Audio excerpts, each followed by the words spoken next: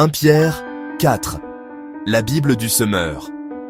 Ainsi donc, puisque Christ a souffert dans son corps, armez-vous aussi de la même pensée. En effet, celui qui a souffert dans son corps a rompu avec le péché afin de ne plus vivre, le temps qui lui reste à passer dans son corps, selon les passions humaines, mais selon la volonté de Dieu.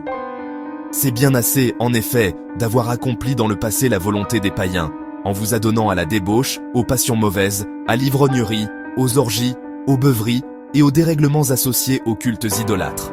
Maintenant ils trouvent étrange que vous ne vous précipitiez plus avec eux dans la même vie de débauche, et ils se répandent en calomnie sur vous. Ils en rendront compte à celui qui est prêt à juger les vivants et les morts. C'est pour cela d'ailleurs que la bonne nouvelle a aussi été annoncée à ceux qui maintenant sont morts, afin qu'après avoir subi la même condamnation que tous les hommes dans leur corps, ils vivent selon Dieu par l'Esprit. La vie communautaire.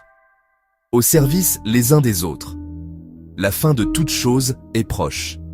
Menez donc une vie équilibrée en faisant preuve de modération, afin d'être disponible pour la prière. Avant tout, aimez-vous ardemment les uns les autres, car l'amour garde le silence sur un grand nombre de péchés. Exercez l'hospitalité les uns envers les autres, sans vous plaindre. Chacun de vous a reçu de Dieu un don de la grâce particulier, qu'il l'exerce au service des autres, comme un bon gérant de la grâce infiniment variée de Dieu. Que celui qui parle transmette les paroles de Dieu. Que celui qui sert accomplisse sa tâche avec la force que Dieu donne. Agissez en toutes ces choses de manière à ce que la gloire en revienne à Dieu par Jésus-Christ, à qui appartiennent la gloire et la puissance pour l'éternité. Amen. Les souffrances inévitables. Mes chers amis, ne soyez pas surpris d'avoir été plongés dans la fournaise de l'épreuve, comme s'il vous arrivait quelque chose d'anormal.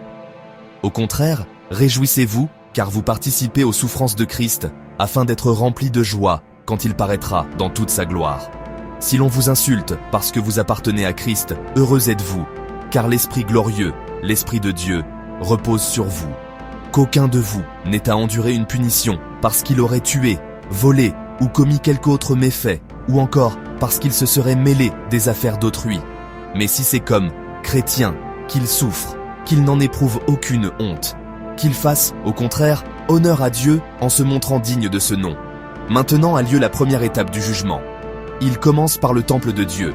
Et s'il débute par nous, quel sera le sort final de ceux qui refusent de croire à l'évangile de Dieu? Comme le dit l'Écriture, si le juste est sauvé à travers toutes sortes de difficultés, que vont devenir le méchant et le pécheur? Ainsi donc, que ceux qui souffrent parce qu'ils obéissent à la volonté de Dieu s'en remettent entièrement au Créateur, qui est fidèle, et qu'ils continuent à faire le bien,